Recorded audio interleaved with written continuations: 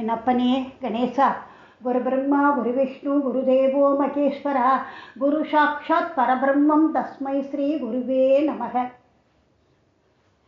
நான் இன்னைக்கு ஆதிசங்கரரை பற்றி சொல்கிறேன்.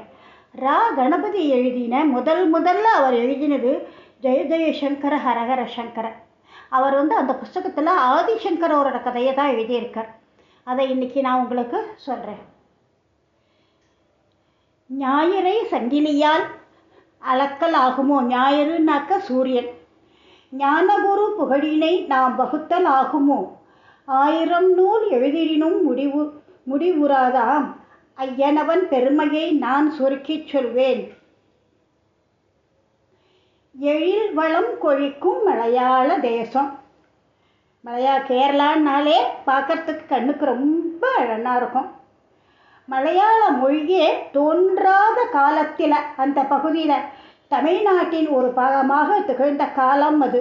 அப்போ கேரளாவை விடுச்சு, ஆனால் அங்கே மலையாளம் வரல, தமிழ் தான் இருந்தது. தென்மொழி என்ற தேன்மொழியும் வடமொழியாக வாடா மொழியும் அந்த பகுதி மக்களோட நாவில் இணைந்து வளர்ந்தது. தமிழில் ஆலவாய் புழை என்றும் வடமொழியில் சூர்ணா நதி பூர்ணா நதி என்றும் அவா சொல்லும் இனிய சின்ன நதியின் கரையில் ஒரு ரம்யமான கிராமம். பெரியவா காலடி பட்டு புனிதமாக காலடி என்று அதற்கு பெயர் வந்தது. அந்த இடம் செல்வத்தாலும் கல்வியாலும் சீலத்தாலும் சிறந்து விளங்கினார் சிவகுரு அப்படிங்கிற ஒரு பிராமணர் அந்த ஊரில் காலடியில். அவரோட இல்லத்திலுள்ள பூஜா கிரகம் கேரளத்தின் இயற்கை செழிப்பையும் அவரோட பக்தியின் செழிப்பையும் எடுத்து காட்டுச்சு. இறைவனுக்கு நைவேத்தியம் செய்த கதலியும் தேங்காயும் மலரும் கூடையாக இருந்தது பூஜை ரூமில். அதை பார்த்துட்டே சமையல் அறையில் அமர்ந்து சாப்பிடும் அந்த வேத விற்பனர் மட்டும் இந்த செழிப்பை பற்றி எண்ணி சந்தோஷமே படலை. நம்ம வீட்டில் இல்லாத ஏதோ ஒரு பெரும் செல்வத்தை பற்றி மட்டுமே அந்த நம்பூதிரி பெருமகனாரின் மனசை யோசிச்சுட்டே இருந்தது. கவலை மனசு குமர செஞ்சுது. அவர் கண் பார்வை நெய்வேதன பொருளை மறந்து கண்ணீர் பெருக்கெடுத்தது. அதுக்கப்புறம் அந்த சாப்பாடு அவர் வயத்தில் இறங்கவே இல்லை. கவலையால் அவர் நெஞ்சு வலிச்சுது. அதை அப்படியே விழுங்கின்றார் சிவகுரு. அவர் மனசு வேதனை பிசைஞ்சு எடுத்தது. கைகளும் எந்திரமாகி உணவை பிசைஞ்சுட்டே இருந்தார். ஆனால் சாப்பிடலை. அவருக்கு சாப்பாடு போட்டுன்னு இருந்த அவரது மனைவி ஆரியாம்பாளிடம் தனது துக்கத்தை சொல்ல நினைச்சார். அவரை விட கவலைப்படக்கூடிய பெண் உள்ளம் அது. ஆனாலும் கணவரை விட பக்தியில் பக்குவமான இதயம் அவளுக்கு. யாருக்கு ஆறுதல் சொல்ல வேண்டுமோ அவளிடமிருந்தே ஆறுதலை தேடினார் சிவகுரு.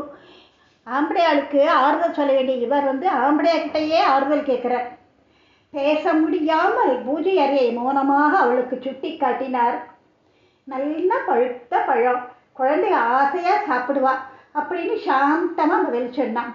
குழந்தைகள் ஆசையாக சாப்பிடுவா. எவ்வளவு பரந்த உள்ளம் அவளுக்கு. ஊரில் இருக்கிற எல்லா குழந்தைகளும் அவளுக்கு குழந்தை தான். அந்த குழந்தைகளுக்கு பிரசாதம் கொடுக்கறதுல அத்தனை ஒரு சந்தோஷம் அவளுக்கு. அவளுக்கு மட்டும்தானா, சிவகுரு மனசுக்கும் ரொம்ப பிடிச்ச காரியம். இருந்தாலும் நம்ம கையால் கொடுக்கறத விட 2 பிஞ்சு கரங்கள் வழிய எடுத்து வாரி வழங்கினா எத்தனை அழகாக இருக்கும். அந்த அழகை பார்க்க கொடுத்து வைக்கலையே நேக்கு அப்படிங்கிறது தான் அவரோட குறை. என்னோட பூஜையோட பலன் என்ன? இந்த பழம் மாதிரி நமது புண்ணியமும் பழுத்து நமக்கு ஒரு பிள்ளையை எப்போ கொடுக்க போகிறார்? ஆரியா மனைவியை கூப்பிட்டார். இதே போல் எவ்வளவோ தலைமுறைகளாக குழந்தைகள் இந்த ஆற்றுக்கு பிரசாதம் வாங்கிட்டு போகிறார். அந்த பழக்கம் என்னோடு சிவகுருவின் நெஞ்சு கரைந்து கண்களில் கண்ணீர் ஆறா பெருகிட்டு. ஏன் முடியணும் அப்படின்னா ஆரியா நம்பிக்கையோடு அடுத்தவாளுக்கு பிரசாதம் கொடுங்கோ. அதுவே பிரார்த்தனை. நிச்சயமாக பகவத் பிரசாதம் நமக்கும் கிடைக்காமலா போகும். அப்புறம் என்ன, இன்னும் 2 நாள் கழிச்சு பார்க்கலாமா?